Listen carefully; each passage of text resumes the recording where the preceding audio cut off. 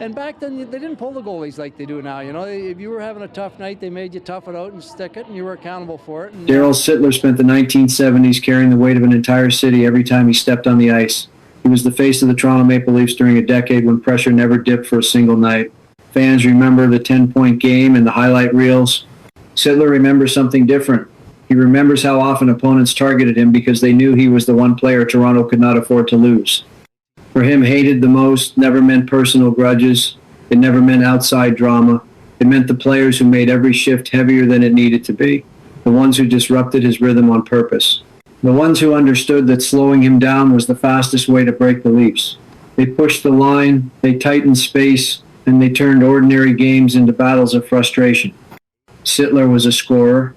He was a leader, but he was also the man opponents circled before the puck even dropped. In a league where Toronto was always under the microscope, there were 5 names that changed the mood the moment they hopped over the boards. These were the players who made every night against them feel personal. Sittler played in an era when Toronto carried expectations that never softened. Every mistake was magnified. Every loss felt heavier than it should. As the centerpiece of the Maple Leafs attack, he faced constant pressure from defenders who built their entire game plan around shutting him down. His shifts were rarely clean. Space disappeared quickly. Contact came early. Night after night, he absorbed the physical and mental weight that came with being the player opponents targeted first. That environment shaped his view of the 5 men who pushed him to the edge more than anyone else in his career. Number 5, Dave Schultz.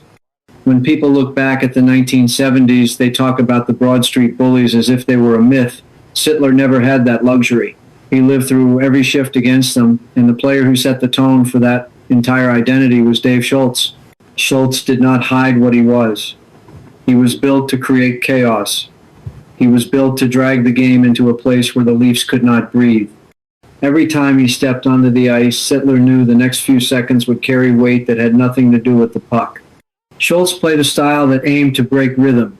He closed distance fast. He hit early. He hit often. He pushed players to react instead of think. For Sittler, the frustration came from knowing that Schultz did not need to score to change a game. He only needed to take away time and space. Once that happened, Toronto lost its structure and Sittler lost the freedom that made him dangerous. It was not fear. It was irritation that never faded. Schultz forced Sittler to prepare for collisions before he even touched the puck. What made Schultz part of this list was not one incident. It was accumulation. It was the repeated feeling of being pulled away from hockey and into a contest of endurance. Flyers games were not about skill. They were about who could survive the longest. Schultz thrived in that world. Sittler had to endure it. Every shift became a test of control. Every battle became a reminder that some opponents focused more on disruption than creation. Sittler respected toughness. He respected players who used strength with purpose. What he hated was the way Schultz twisted the flow of a game. It was not about winning puck battles. It was about forcing the Leafs to abandon their identity. Schultz made that his mission, and every time Sittler lined up across from him, he knew the night would spin into something that never resembled clean hockey. That is why Dave Schultz sits at number 5 on Sittler's list. Not because of a single moment, but because he represented a style that dragged every game into a place Sittler never wanted to go. Number 4, Terry O'Reilly.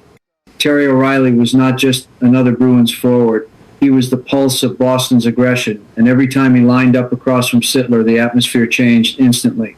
There were opponents who played hard, and there were opponents who played with the clear intention of breaking your night. O'Reilly belonged to the second group. He chased confrontation, he invited it, he fed on it, and he brought it straight to Sittler shift after shift. The rivalry between Toronto and Boston had weight on its own, but O'Reilly multiplied that weight every time he stepped onto the ice. He did not wait for the puck. He did not wait for the play to form. He went after contact first to force Sittler into a defensive mindset. It was one of the things Sittler hated the most. O'Reilly never allowed him to feel the puck cleanly. He never allowed him to dictate pace. He tried to make every second feel rushed and every decision feel unsafe. Sittler knew exactly what was coming, and still avoiding it was almost impossible. O'Reilly hit to interrupt, he hit to erase momentum, and he hit to send messages that carried into the next shift and the next game. It was a constant reminder that facing Boston meant facing a battle before hockey even began. Sittler never forgot the scrums that grew from nothing, the locked arms, the stick pressure, the cold look O'Reilly carried between whistles. These were not accidents. They were calculated attempts to bend the game toward Boston's advantage. What elevated the tension was that O'Reilly never backed away from extended pressure. He followed Sittler in the corners. He followed him at the blue line. He forced battles in tight spaces. Sittler hated how predictable it was. Not predictable in action, but predictable in intent. O'Reilly wanted him bruised, slowed down, and irritated. That was the real objective. If emotions boiled, the Bruins gained control. If Sittler lost even a fraction of his composure, Boston dictated the period. This was the essence of their conflict. Sittler wanted to play hockey. O'Reilly wanted to strip hockey down to its most physical form and dared Sittler to match it. Every meeting between them felt like a collision of two philosophies. One player trying to build plays, one player trying to wreck them. That clash stayed with Sittler long after the final horn. Number 3, Larry Robinson. Larry Robinson was not the kind of opponent Sittler could simply battle through. Robinson controlled games in a way that never looked loud but always felt suffocating.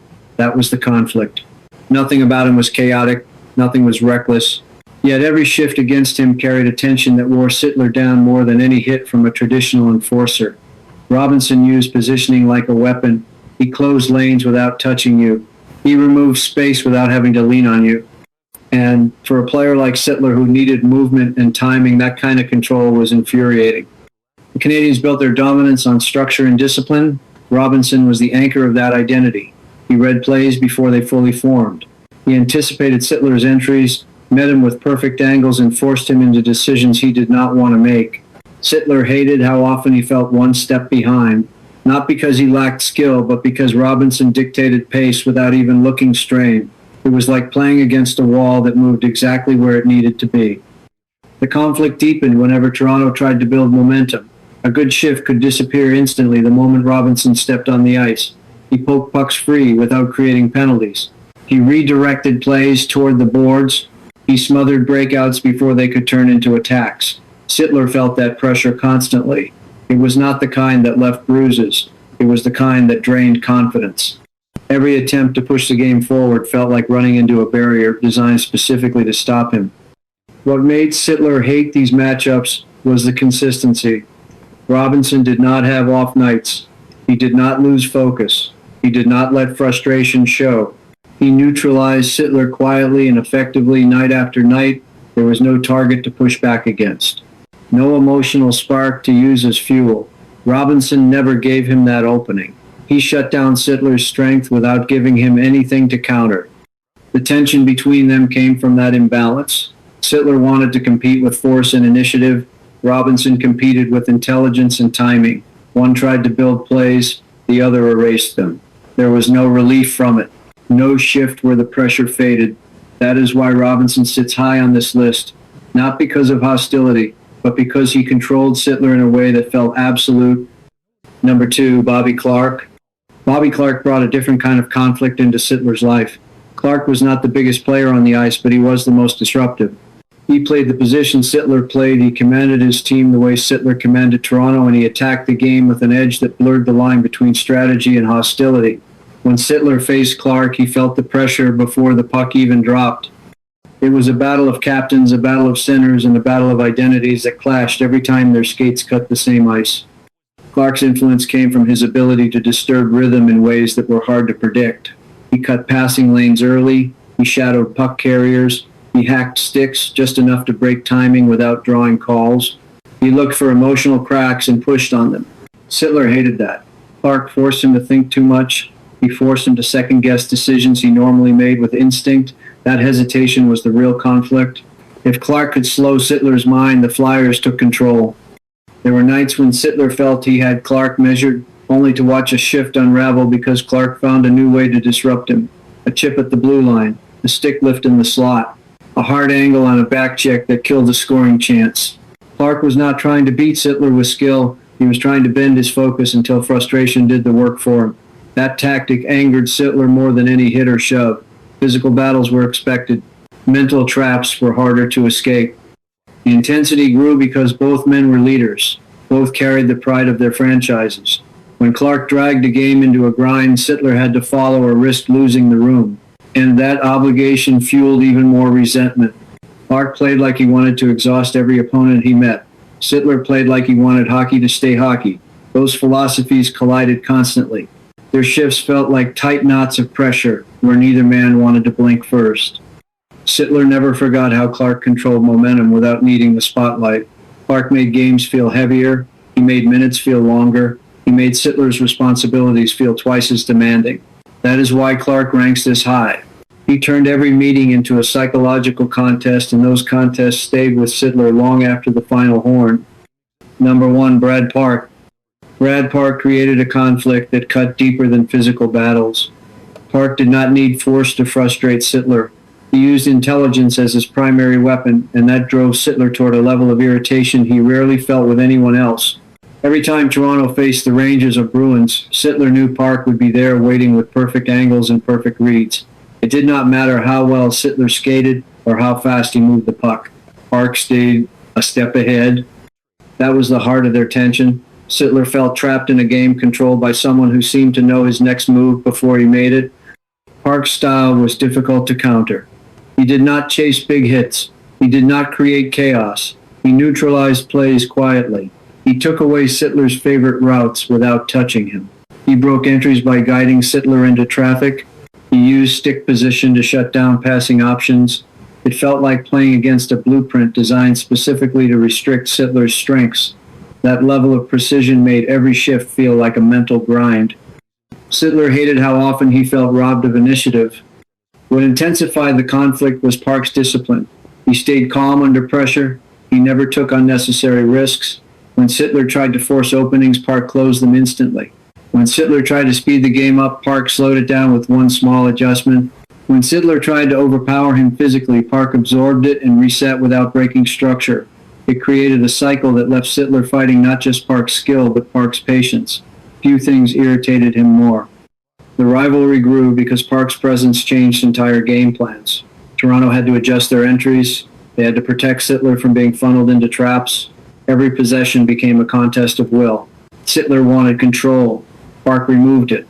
And because Park never resorted to theatrics, there was no emotional handle for Sittler to grab onto. He could not bait Park. He could not rattle him. He could only push against a defender who refused to bend. This is why Brad Park sits at number 1. He was the opponent who dismantled Sittler's rhythm without needing force or intimidation. He beat him with clarity, patience, and positioning. And for a player who thrived on control, nothing created more conflict than losing it to the same man over and over again. Looking back, Sittler can separate the noise from the truth. The league was full of tough players, but only a few managed to get under his skin in ways that stayed with him long after the season ended. Schultz forced him into survival mode. O'Reilly dragged him into collisions he never asked for. Robinson smothered him with structure. Clarke unsettled his focus with constant disruption. And Park removed control with a calm precision that felt impossible to break. 5 different styles. 5 different kinds of pressure, all of them capable of twisting a game away from Sittler's strengths. These names remain in his mind because they reshaped his nights. They changed his approach. They pushed him into battles that had nothing to do with highlight goals or clean passes. They represented the parts of hockey that challenged pride and patience. Sittler never forgot how each one forced him to adjust, fight back, or grind through moments that tested more than skill. In the end, the players he hated the most were also the ones who defined the hardest parts of his career. They left marks that never faded. And for Sittler, that is what real conflict in the NHL always meant.